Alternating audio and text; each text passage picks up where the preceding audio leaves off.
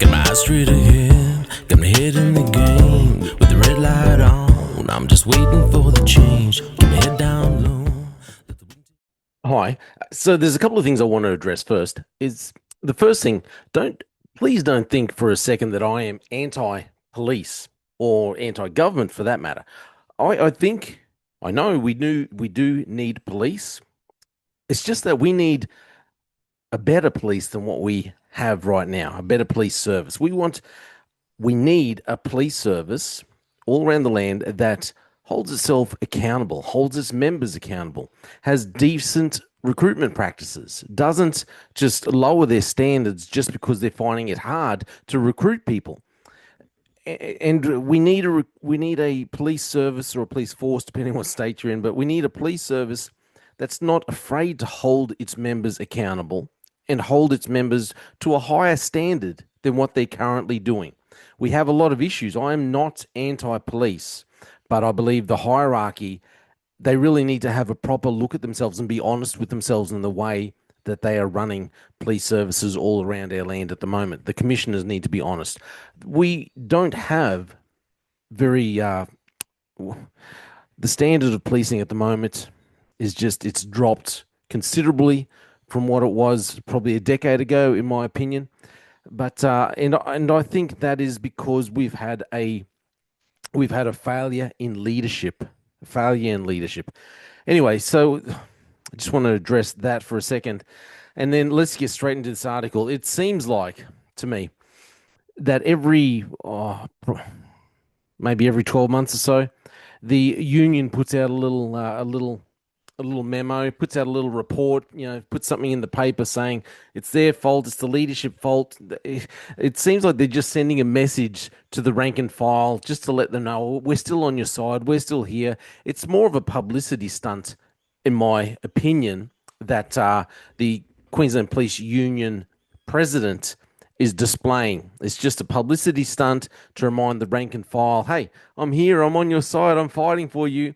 The thing is, I look at him and I think, just my opinion because of my interactions, what I know of him, because of the dealings I've had with him, to me, he's just like a reed blowing in the wind. That's about it. He doesn't, I don't think he particularly stands for anything. Anyway, as he has done for everything lately, blaming everyone else. So he says, the police union boss demands Queensland government action over force leadership crisis. The Queensland Police Union president has unleashed a blistering attack on the force's top brass, saying they have left frontline officers struggling to cope. Like I said, he puts this kind of stuff out every 12 months or so. This is just his way of, staying in the spotlight a little, reminding the rank and file that he's there, that he's on their side. To me, I think this is just a publicity stunt because he is actually in a position where he can affect change. But anyway, Queensland Police Union President Shane Pryor launched a scathing attack on the state's highest ranking police, saying there has been a widespread failure of leadership, direction and planning, while demanding the government does more to help overworked police. Pryor, who weeks ago endorsed the state government's controversial state wages offer, said police service management could no longer hide from the fact its own direction of the organisation was flawed and failing to deliver for Queenslanders. The union president also called on the state government to rename the service to Queensland Police. Because that's going to help, Shane. That's big help right there. They will spend millions and millions to rename it to take off service, and it's not going to change a single stinking thing. And direct the commissioner not to divert detectives from major cases to fulfill targets and quotas for senior managers. Now, I'm not saying none of this is right, is what I'm saying. All I'm saying is this is just him, publicity for himself, that's all. In a letter obtained by the Courier Mail, Pryor said the thin blue line of fraying, not due to the men and women who wore the uniform, but because of a decade of betrayal by senior officers. Okay, here. He is part of the decade of betrayal. I'm sorry, I'm going to harp on this a little bit more. Back in, was it 2021? When I first got stood down for not getting the jab. You get the letter. Now, just to give you a little bit of a backstory. 2015, I went over from normal Queensland Police Service general duties, and I joined. So surveillance, I got accepted, passed some courses, all this kind of stuff, and went into the surveillance unit. The Crime and Corruption Commission asked me if I was interested in joining them. So, therefore, I went and joined the Crime and Corruption Commission. I was seconded to them. It was 2015. So, because of the nature of that role, I literally just didn't have much to do with Queensland Police Service in general. I had nothing to do with other police that I used to interact with. I didn't go out and was kind of cut off from the rest of the world. You don't go and check your emails. You don't go and do this because everything's triple C related. And you're siloed off. You're working out of completely different area. You don't go and visit police stations. Have nothing to do with police in general.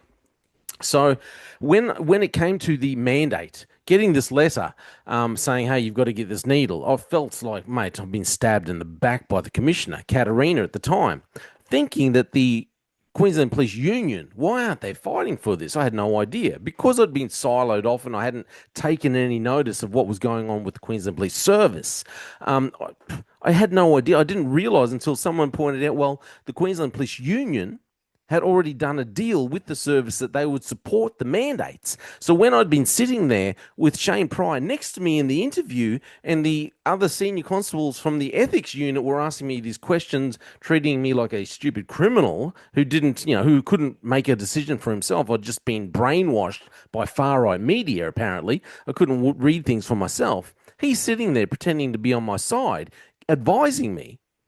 In the end, he was giving me the wrong advice, or just advice that would fulfill his agenda, I think, in my opinion. This is just interaction between him and I. I didn't realise that he'd actually already made the deal. Someone else has pointed out, well, the union already made the deal, Jay. They'd already made the deal, said they would support the mandate. So when he says that because of a decade of betrayal, Shane flipping Pryor, you are part of that decade of betrayal, and I know that because you sat there right next to me. Little snot. The senior ranks have forgotten what it's like to be on the front line. So have you, buddy. So have you. Or they spent so much time shuffling paper they don't know what's required to be done by first responders in 2025, Price says. The police service annual report reinforces there's a widespread failure of leadership, direction and planning in the executive circle. Okay, I agree with him. I agree with all these things that he's saying. Most of those sitting at the table are more focused on their own career ambitions. Oh, pot, meat, kettle. More focused on their own career ambitions than core policing and the well-being of first responders. The Working for Queensland results indicated 33% of police who have resigned from the QPS had done so primarily due to their belief the senior leadership was of poor quality. I'll tell you why I resigned from the QPS is because you told me that would probably be the best thing to do because they would leave the mandate hanging over my head even though they'd overturned it. He said, no, they'll just use it against you, Jay. You're probably better off just resigning. Oh, he makes me angry, this fella. Even the police commissioner is in the same survey, didn't argue with the sentiments. His response to the data was honest. Our employees do not have confidence in me and my cohort. They need better systems, better resources, more support. That comes back on me. Mr. Pryor said nothing had been done to improve systems and resources despite officers answering an extra 66,000 calls for service this year. He said instead the service last week announced another organisational restructure. His criticism of leadership comes just weeks after Commissioner Steve Golchowski returned to his role after a remarkable recovery from stage 4 cancer. Price said police were doing work of other government departments. Same old excuse that he's giving. We're doing everyone else's work. Yeah, that's been going on for decades, Shane. Decades. You shafted a lot of good police during the mandate time period, and then you've lowered the standard. You helped lowering of the standards for current recruitment. You're recruiting the wrong type of people. You pushed out all the other people. Okay, you've made a bad name for Queensland Police Service, so there's no longer a desirable work environment, as a desirable career choice for people to go along to. Calm down, Jay. It's all good. Okay. Price said police are doing here. Also a finding in the 100-day review of the service, which included transporting mental health patients, and babysitting corrective service prisoners and youth offenders in watch houses. Seriously, okay. Seriously, I don't know because I wasn't actually general duties in police in, yeah, policing in general duties in Brisbane. All the regional areas, you did this stuff. So maybe it's just a Brisbane thing when they never had to, where they never had to look after corrective service prisoners. Maybe it's just them or transporting mental health patients. So what, Brisbane? Because Brisbane tend to only worry about Brisbane. That was my experience. But in the regional areas, you had to do this stuff. You had to do it. 20 years ago, you were doing it. So, but it's why we've become known as a police service, Price said. Well, not really. You're a police service because you don't want to be a force, because we're out there supposed to be serving the community. That's why, Prior. The whole thing is we're servicing the community. We're providing a service for the community policing, because we don't want to be known, we shouldn't be known as just a force to come down heavy handed. You need to be a force at times, but you need to be there to serve the community and keep the community on side. Mind blown if you'd ever thought of that. A police service spokesman said the annual report showed the service was delivering frontline and specialist policing with crime-targeted surge policing, co-response models with partner agencies, and the operations addressing youth crime, domestic and family violence, and road safety. The spokesman said there was a 2% reduction in crime 2024 compared to the previous year. The Commissioner's 100-day review of the service had driven a comprehensive, actionable plan to realign services and prioritise frontline capability with a strong focus on rural and remote Queensland. Oh, rubbish. Rubbish. What a load of rubbish. Like I said, I think Shane Pryor's just putting this out there because he's just doing his usual little publicity stunt. Want to say, hey, to the rank and file, look, here I am, I'm on your side. But he's just like a reed blowing in the wind, constantly changes his mind depending on where he sees the favourable winds going. That's the way he's rolling. That's about all. In my dealings with him, what I came to learn, my personal experience was that he is not someone who can be trusted. Okay, just in my experience with him. If you've had a different experience with him, good on you. Hold tight. But my experience was that he's not someone who you can trust. You can't trust his word. You can't trust what he is doing. You can't rely on him. That's my personal experience. Okay, that's all it is. I'm not saying that he's not a nice bloke outside of the job. I'm just saying. I sat there in an interview thinking he had my back, and no, he did not. Did not. So I believe he just puts these reports out there just to stay in the spotlight for the rank and file, get everyone on side thinking that he's out there working hard for him. He could be affecting change if he really pushed. If he really pushed, he should be out there affecting change, not just writing about it in the paper. There's other things that he could be and should be doing. Okay, but yet he wasted all that time and money trying to push through legislation for some reason instead of just attacking the leadership. Go out there and actually do something. Actually do something and lead by example. That's what you should be doing. We all know.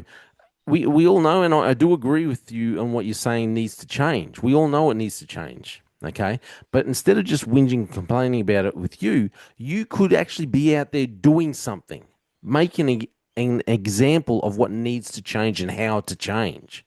That's what you should be doing, Shane Pryor. It's just my opinion. I would be out there affecting change, more change, if I could, if actually was still in the police service and you hadn't, forced me out because of your stupid mandate. But no, now all I can do is sit back and comment. My name's J Fallon. Let me know what you think. You reckon our leadership needs to change? I think Golshewski knows it. Golshewski knows it. He knows that there's problems. He's not a silly man. He knows that there's huge problems. He knows that they need to make drastic changes. Drastic changes. Unfortunately, I just don't think he's the man to do it. But we need to change. The kind of changes we need are not just, they're actually changes that need to come down through government as well. So it's a lot bigger than just Shane Price sitting there saying we need changes in the leadership and hierarchy. We need change within our government as well. And we need accountability. We need greater accountability through our leadership, and we need a leadership that is more courageous than it is to actually hold our rank and file accountable and hold themselves accountable and stop just looking after their own careers. That's why we need to stay a service, because we need people who actually want to serve the community, serve the people of Queensland. If you want to work in government, if you want to work for the police, if you want to be a politician, you need to serve Queensland and Queenslanders. Hey, maybe I'm just old-fashioned. My name's J Fallon. Let me know what you think. Check out my music. Thanks for listening to The Slippery Slope.